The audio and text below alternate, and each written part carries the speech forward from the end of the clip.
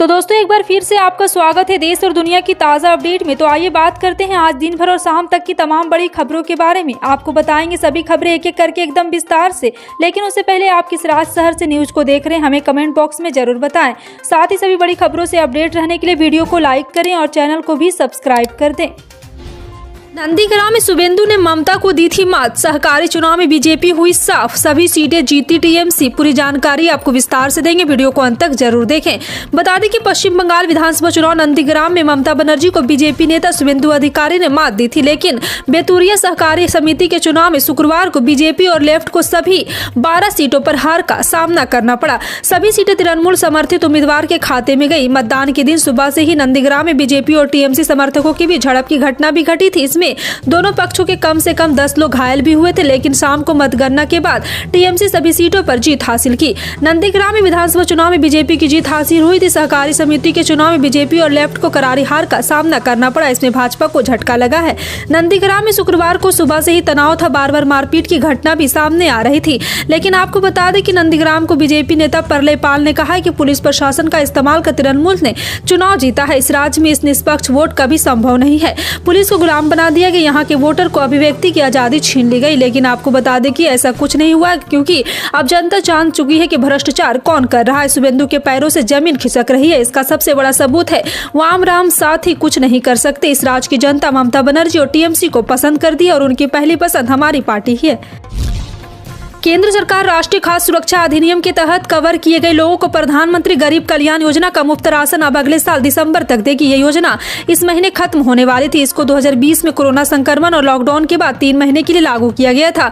लेकिन तब से इस योजना को कई बार आगे बढ़ा दिया गया। उत्तर प्रदेश चुनाव के दौरान ये योजना तब काफी सुर्खियों में रही थी, क्योंकि कहा गया है कि बीजेपी के लाभार्थियों को वोट मिला है। यह लाभार्थी कोई और नहीं बल्कि सरकारी योजनाओं का लाभ लेने वाले वर्ग को बताया गया।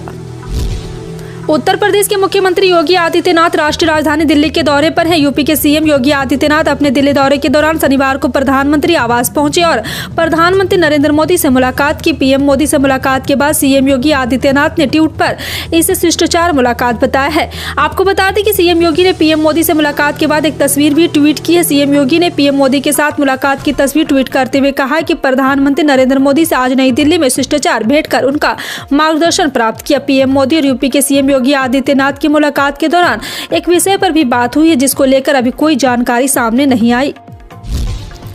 बिहार सरकार के राजस्व विभाग ने 2 महीने पहले भूमि सर्वेक्षण के काम के लिए 10,101 पदों पर आमीन कानून को सहायक बंदोबस्त पदाधिकारी और विशेष सर्वेक्षण लिपिक में सीधी नियुक्ति के लिए विज्ञापन जारी किया था और आवेदन मांगे थे। लेकिन अब राज्य सरकार ने अचानक से सभी पदों पर नियुक्ति की प्रक्रिया को रद्द कर दिया। जानकारी के मुताबिक 10,101 पदों पर नियुक्ति के लिए सरकार ने जो विज्ञापन जारी किया था उसे भी निरस्त कर दिया गया है। पिछले दिनों बिहार कैबिनेट ने नियुक्ति की गई नियमावली को मंजूरी दे दी थी।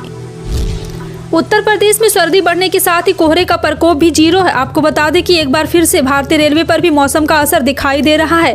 देर रात और तड़के घना कोहरा छाए रहने के कारण कई ट्रेनें प्रभावित है। कोहरे का असर सुपरफास्ट एक्सप्रेस से लेकर प्रीमियम ट्रेनों तक पर दिखाई दे रहा। देश के विभिन्न राज्यों से दिल्ली आने वाली ट्रेनों अपने निर्धारित समय से काफी देरी से चल रही। कोहरे के कारण आज भी 24 दिसंबर को भी कई महाबोधि एक्सप्रेस, पुरुषोत्तम एक्सप्रेस समेत कई ट्रेनें चल रही लेट में। सामुदायिक शौचालय के भीतर अलग अलग ही 2 टॉयलेट सीट लगाने के मामले में योगी सरकार का बड़ा एक्शन देखने को मिला है। इस मामले में गौरा धुंधा गांव तत्कालीन ग्राम पंचायत सचिव नीरज और वर्तमान सचिव पूनम श्रीवास्तव को सस्पेंड कर दिया गया है। साथ ही जिला अधिकारी के निर्देश पर पूर्व प्रधान और वर्तमान प्रधान को कारण बताओ नोटिस भी जारी किया गया है। इसके अलावा मुख्य विकास अधिकारी यानी सीडीओ ने जेई लघु सिंचाई के खिलाफ विभागीय कार्रवाई की सिफारिश भी की है। श्री कृष्ण जन्मस्थान शाही ईदगाह विवाद मामले में आज मथुरा की कोर्ट ने विवादित स्थल के सर्वे के लिए आदेश जारी कर दिया। आमीन को 20 जनवरी तक नक्शे सहित शाही ईदगाह विवादित स्थल की सर्वेक्षण रिपोर्ट कोर्ट को सौंपनी होगी। कोर्ट ने सभी प्रतिवादियों को भी नोटिस तामील कराने का आदेश दिया है। सिविल जज सीनियर डिवीजन तृतीय सोनिका वर्मा की कोर्ट ने शाही ईदगाह की विवादित स्थल के सर्वे का आदेश दिया है। वादी के वकील शैलेब दुबे ने बताया कि हिंदू सेना की तरफ से दायर किए गए दावे में आदेश हुआ है। राजस्थान सीनियर टीचर भर्ती परीक्षा पेपर लीक मामले में उदयपुर पुलिस ने बड़ा खुलासा करते हुए 40 से अधिक लोगों को गिरफ्तार किया है। सभी अभ्यर्थी जालौर जिले के रहने वाले हैं। वहीं मास्टरमाइंड सुरेश का नाम सामने आ रहा है। इसके अलावा 10-10 लाख रुपए में पेपर की बेचने की बात भी सामने आई है। इधर जिले के बेकरिया कस्बे में हुई कार्रवाई के बाद सभी आरोपियों को पुलिस लाइन लाया गया, जहाँ इनसे अलावा अधिकारी से पूछताछ कर रहे हैं। पुलिस पूछताछ में खुलासा हुआ है कि चलती बस में 44 छात्र और 7 छात्राएं पेपर लीक सॉल्व करते मिले थे।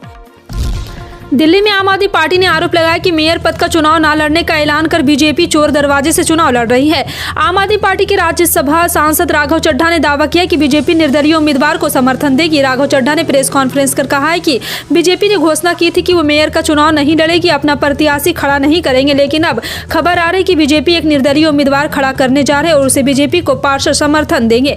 आपका इन सभी खबरों पर क्या कहना है, कमेंट सेक्शन में टाइप करके जरूर बताएं। इसी तरह की पल पल की अपडेट जानने के लिए जुड़े रहें आप अपने हेडलाइंस न्यूज के साथ। मिलते हैं अगली बड़ी खबर में, तब तक के लिए जय हिंद।